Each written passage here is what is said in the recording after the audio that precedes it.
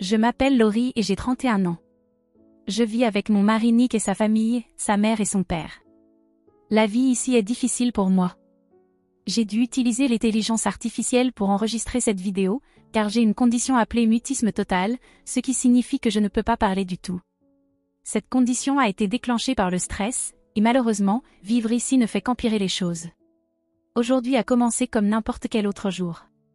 Ma belle-sœur a fait irruption dans la pièce, criant avec colère. Elle a regardé Nick et lui a demandé sèchement. Qui est censé protéger Laurie? Nick a hésité, incertain de quoi dire. Avant qu'il ne puisse prononcer un mot, elle lui a donné une gifle en plein visage. Ne reste pas là à dire « réponds-moi », a-t-elle crié. Nick a essayé de répondre, mais elle a levé la main à nouveau, prête à le frapper une deuxième fois. Il a rapidement bafouillé. C'est moi. C'est moi qui devrais la protéger. Je suis désolée. Je suis restée là, silencieuse, regardant la scène se dérouler. J'aurais voulu intervenir, mais je ne pouvais pas. Je vis comme ça depuis longtemps maintenant, incapable de me défendre ou même d'exprimer mes sentiments. Parfois, j'ai l'impression d'être invisible, juste une ombre dans cette maison. Vivre avec ma belle famille est une lutte. Ma belle-mère me rappelle souvent à quel point je suis un fardeau. Tu ne peux même pas parler, dit-elle avec frustration. Tu es une vraie contrainte. Quel genre d'épouse ne peut même pas communiquer? Ces mots me blessent, mais comme je ne peux pas répondre, je baisse simplement la tête et continue ma journée. Ce soir, comme tous les soirs, j'étais dans la cuisine en train de préparer le dîner. Cuisiner est l'une des rares choses que je peux faire pour contribuer, même si je n'en reçois jamais de crédit. Ma belle-mère agit toujours comme si c'était elle qui faisait tout. Quand Nick est rentré à la maison, elle l'a accueilli avec un sourire et a dit « Oh, le dîner est prêt. Ça ne sent-il pas bon ?» Nick a souri et a dit « Ça sent délicieux. C'est du curry ce soir?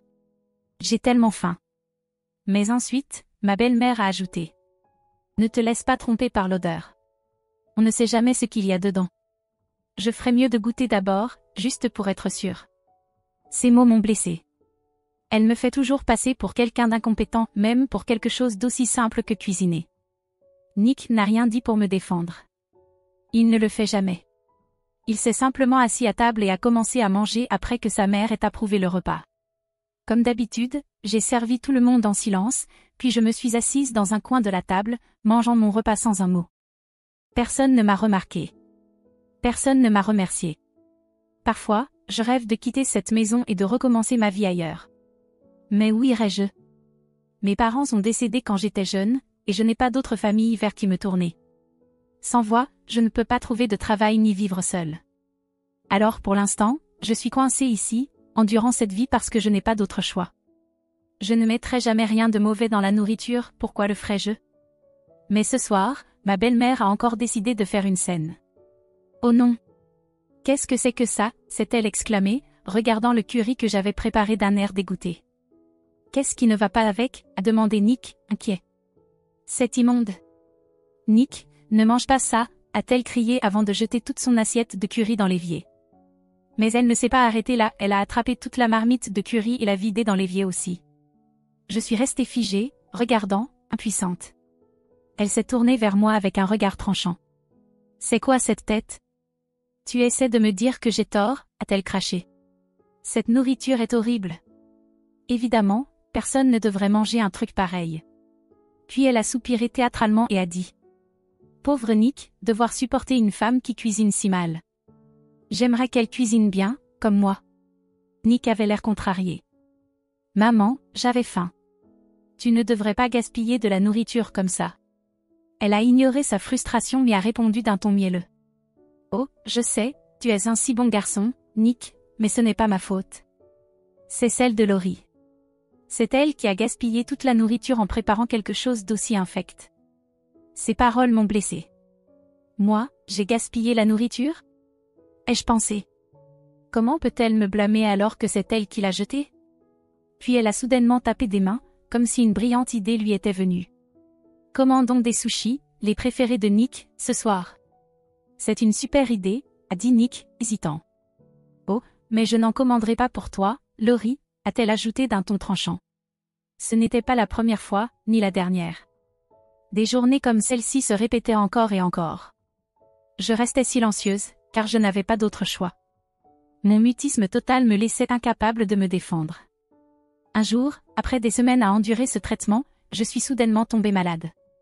Mon corps ne supportait plus le stress. La seule lueur d'espoir dans ma vie était ma belle-sœur, Sydney. Elle ne vivait pas avec nous, mais elle me rendait visite de temps en temps, et j'attendais ces visites avec impatience. « Laurie. Comment tu te sens ?» demanda Sydney avec douceur en entrant dans ma chambre. Elle était toujours gentille et compréhensive, la seule personne de la famille qui semblait se soucier de moi. Je lui ai souri faiblement. Sydney s'est assise à côté de moi, sa présence me rappelant que tout le monde dans cette famille ne me traitait pas mal. « J'espère que tu iras mieux bientôt, » dit-elle chaleureusement. « J'espère vraiment que tu pourras parler à nouveau un jour. » Puis elle a sorti quelque chose de son sac. « Oh, au fait, j'ai apporté ça pour toi. » C'était une invitation de mariage. Elle allait se marier. Je ne pouvais pas parler, alors j'ai souri de toutes mes forces et j'ai tapé dans mes mains pour la féliciter.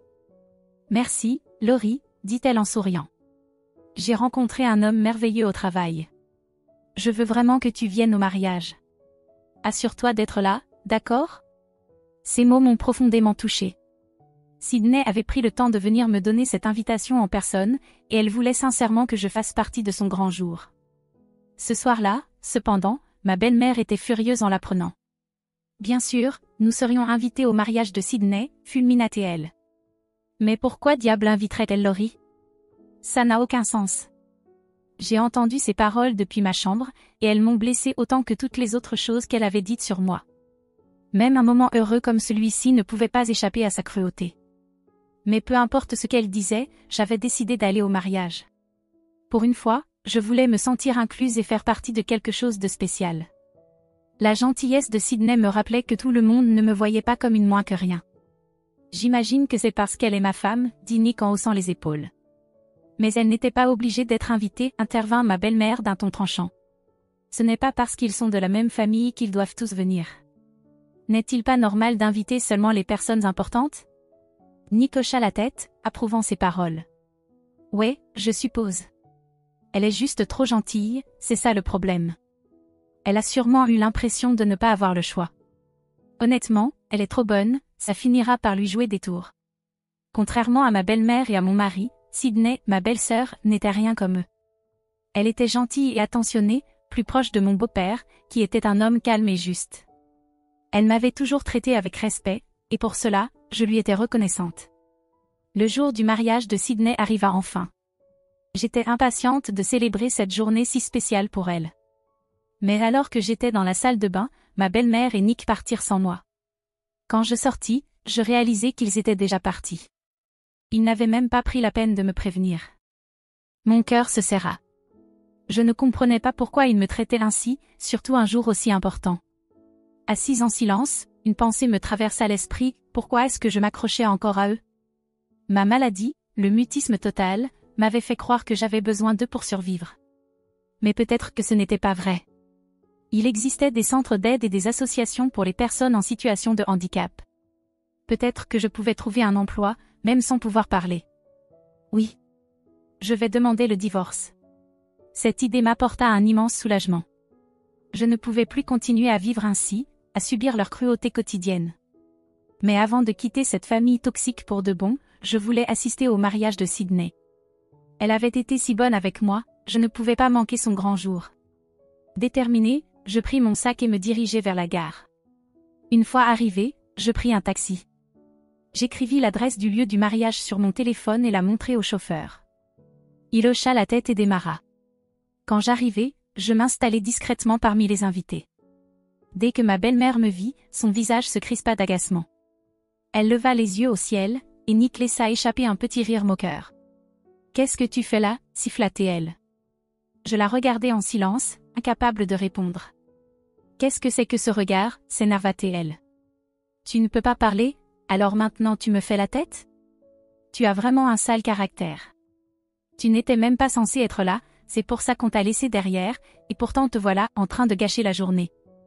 Quelle plaie !» Avant qu'elle ne puisse continuer, un membre de la famille intervint. « Oh, ça suffit. Elle est là maintenant. Concentrons-nous sur le mariage de Sydney et sur son bonheur. Regardez, la cérémonie va commencer. » J'ignorais les paroles cruelles de ma belle-mère et me concentrais sur la véritable raison de ma présence, Sydney. Elle était magnifique dans sa robe de mariée, son visage rayonnant de bonheur. La voir si radieuse me fit sourire.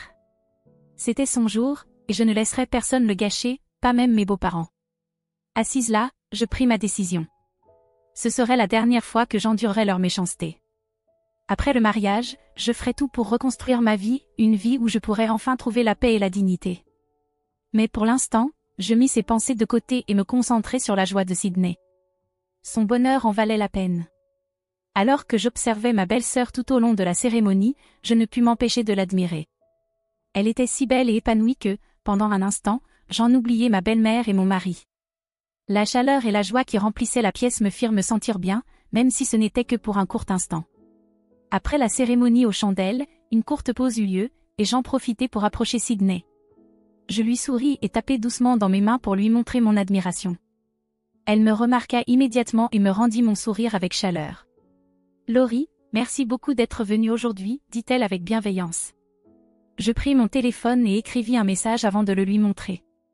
Elle le lut et hocha la tête avec enthousiasme. « Bien sûr. Prenons une photo ensemble, dit-elle avec une voix pleine d'excitation. Sydney est une personne tellement gentille et compréhensive. Elle n'a pas besoin que je parle pour savoir ce que je ressens, elle semble toujours me comprendre parfaitement, même sans mots. Sa chaleur et son empathie sont des choses que j'ai rarement connues dans cette famille. Cela me rendait heureuse de partager ce moment avec elle. Alors que nous discutions, quelques-uns de ses amis vinrent à notre table. Je m'inclinai poliment et retournai à ma place, ne voulant pas accaparer son temps. Mais à peine assise, ma belle-mère apparut devant moi, un verre de vin à la main. Elle me fixa droit dans les yeux puis, sans prévenir, renversa le verre à l'envers sur ma chaise. Je la regardai, choquée. Que fait-elle?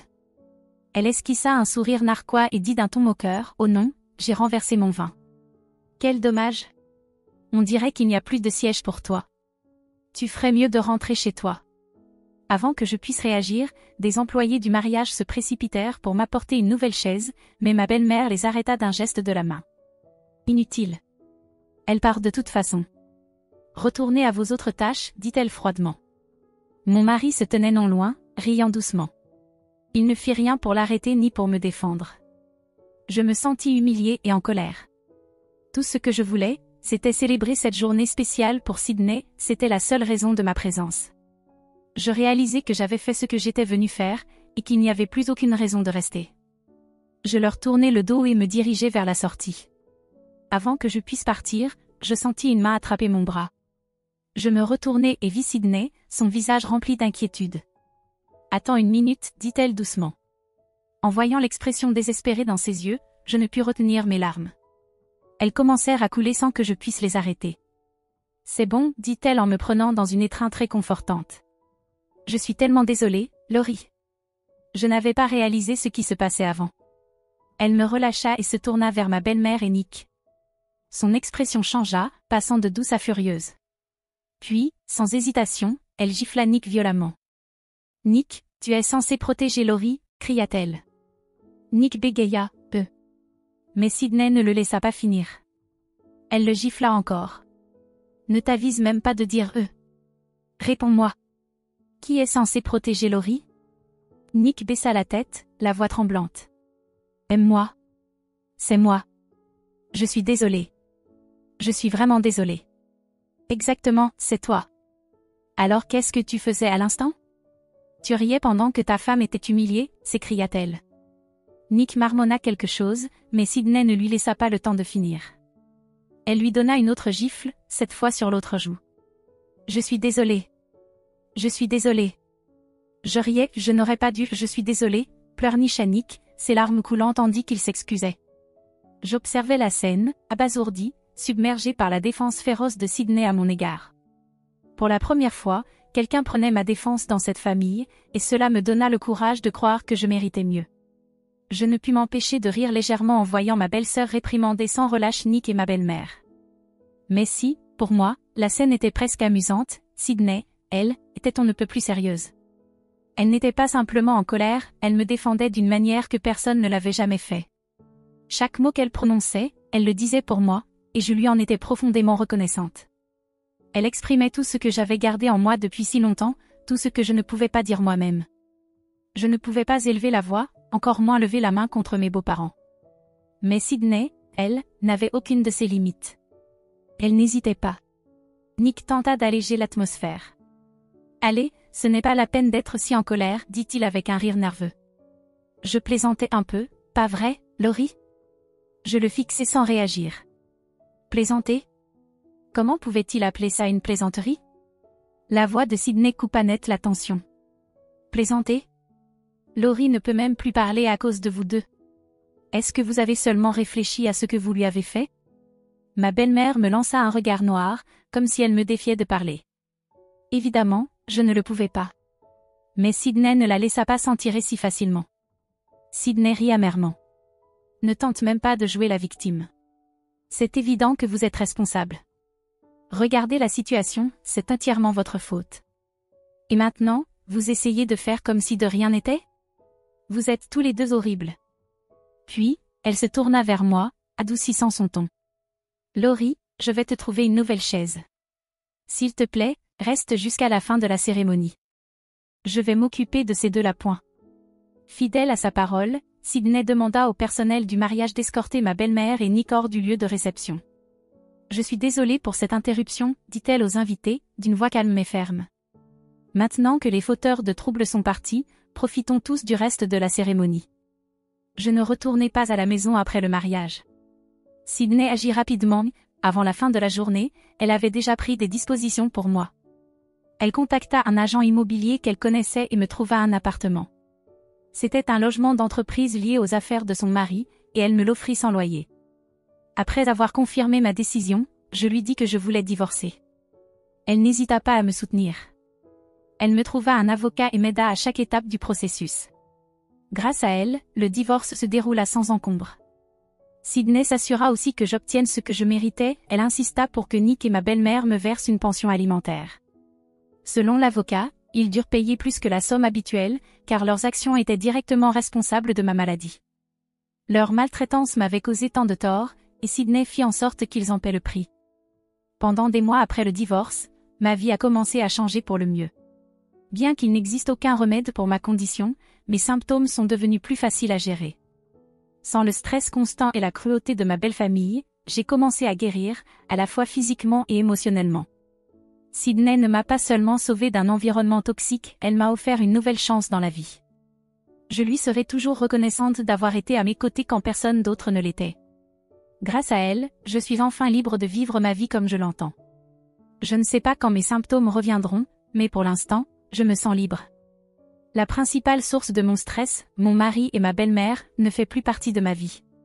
Maintenant qu'ils sont partis, j'espère que ma maladie ne refera jamais surface. Ils ont voulu me voir pour s'excuser, mais j'ai refusé. Je ne veux plus jamais voir leur visage ni entendre leur voix. Ils m'ont causé trop de souffrance, et j'ai décidé d'avancer sans eux. Laurie, tu es prête ? M'appela ma belle-sœur Sydney. Oui, je suis prête, sœur, répondis-je en hochant la tête. D'accord, allons-y, dit-elle avec un sourire. Je commence un nouveau chapitre de ma vie avec Sydney et son mari. Ils m'ont offert une opportunité incroyable. Je pars m'installer à New York pour travailler comme nounou et assistante pour leur famille. Sydney est enceinte de 4 mois, et une fois que le bébé sera né, elle prévoit de reprendre le travail. Elle avait besoin de quelqu'un en qui elle pouvait avoir confiance pour l'aider avec le bébé, et elle m'a proposé ce poste. J'ai accepté sans hésiter. La gentillesse de Sydney a changé ma vie, et je suis ravie de pouvoir la soutenir, elle et sa famille grandissante. Je vais m'assurer que tu sois enregistrée comme employée dans l'entreprise de mon mari, m'avait-elle dit lorsque nous avons parlé de ce projet.